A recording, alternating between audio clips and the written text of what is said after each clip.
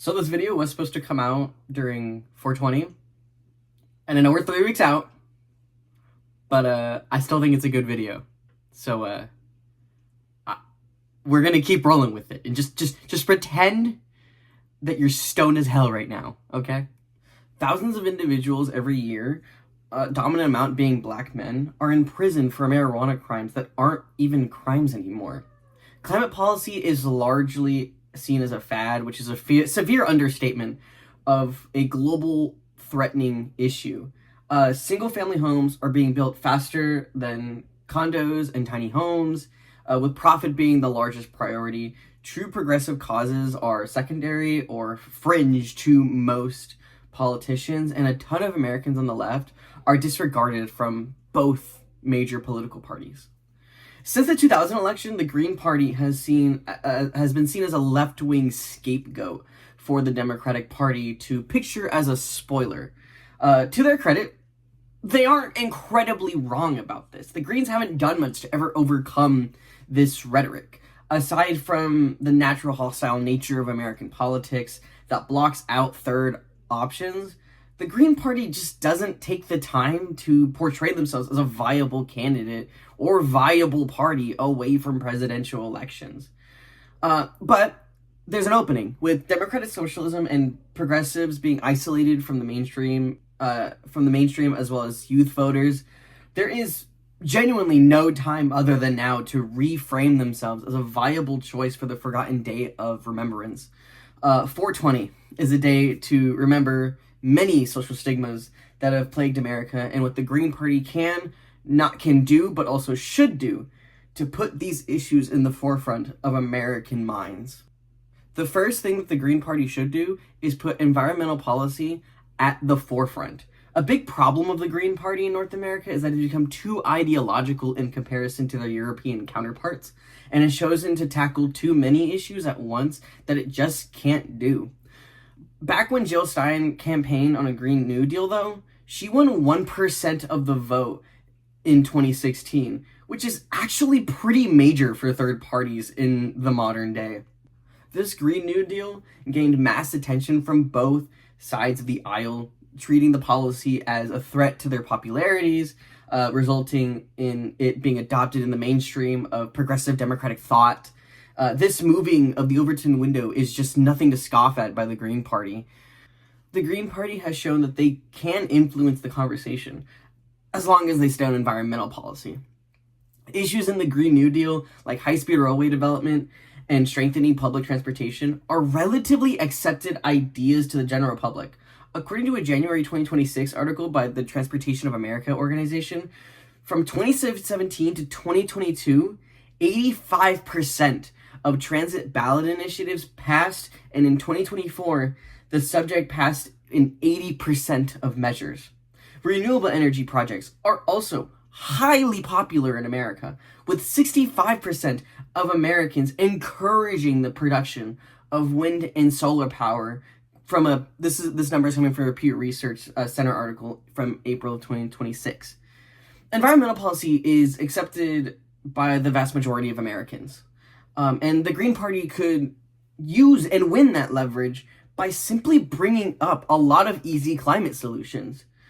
Being heavy on policy could be their strength, and highlighting issues like climate change and carbon emissions instead of getting into ideological battles with the left could easily cast a wider net and claim the environment as their pet issue. A great example of the Green Party being successful in another country using this style is the German Green Party.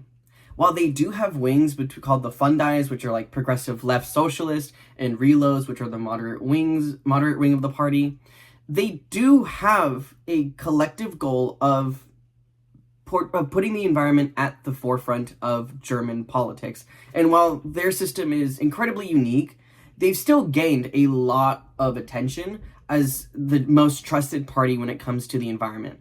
And the Green Party in America could easily do that just by using the environmental policy and climate change as their pet issue. The second thing they could do is be the progressives that Democrats aren't. Right now, the progressives in America don't really have a meaningful political side to call home. Republicans villainize them, and Democrats treat them as an obstacle rather than a block of their base. Meanwhile, the Greens have a history of gaining attraction from the further left of center. In the 2000 election, Ralph Nader took away dissatisfied voters that weren't happy with Al Gore as the Democratic candidate. That generally makes sense. Al Gore was seen as indistinguishable from the controversial third wave mindset of Bill Clinton that stayed in the center. Since then, though, Greens are seen as a spoiler party more than anything, even as the Democratic Party has grown closer and closer to the center, hugging conservatives instead of hugging progressives. The problem with the Greens' marketing, though, is that they are too radically narrow and not broad enough for left-leaning voters to really vote for. The party has to, per se, grow their wings. I really wrote that.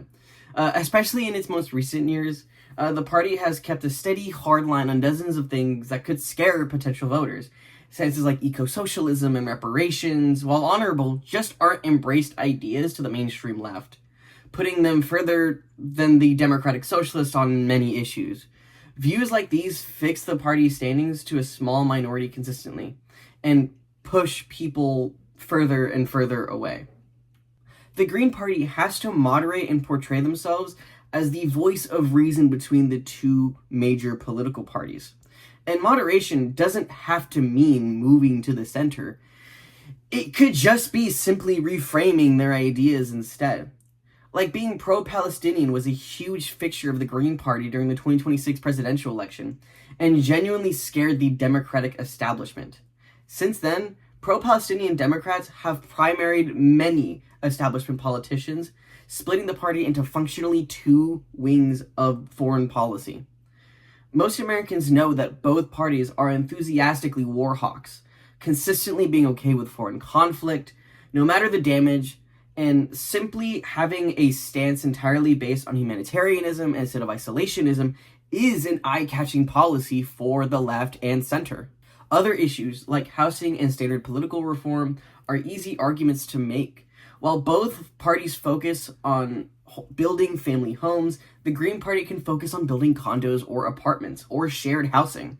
While both parties are successful under the status quo, the Green Party can be the one to advocate for common sense electoral changes, such as publicly financed elections or emphasizing integrity in their public officials. These are regular things. While ranked choice voting is good and is incredibly popular in other places across the world, it doesn't have the momentum that it has in America. It's seen as too much of a niche. And therefore, moderating to things like public financing and accountability are game winners. The Greens can be the voice of reason. They just need to better their rhetoric to be more palatable for the average American. A common complaint surrounding the Greens is that they only become relevant during presidential cycles, which is a fair critique.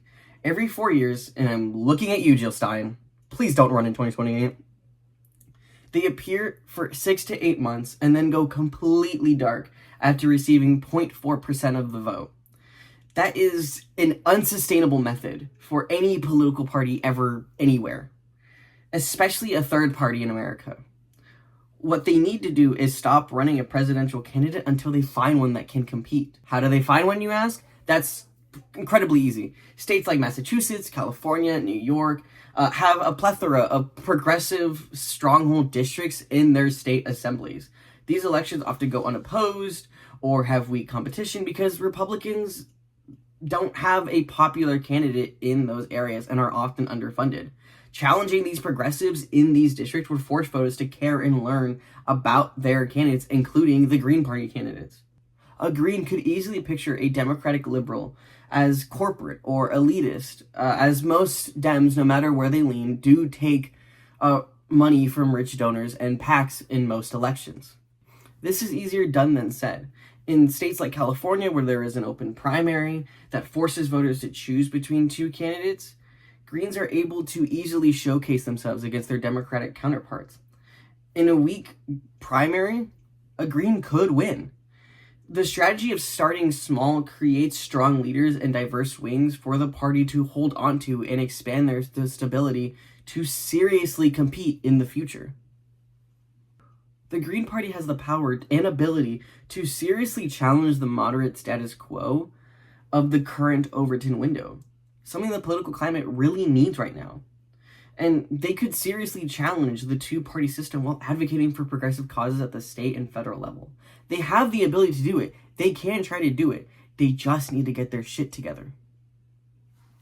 If you watched this video, thank you. This is my first time trying political YouTubing. I don't know. I will have bloopers at the end. Subscribe if you want to. Yeah.